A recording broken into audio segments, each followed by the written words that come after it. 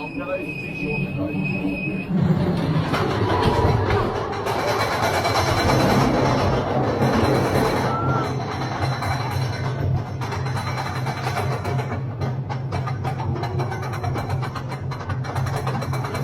Smoke or something, like flames or something.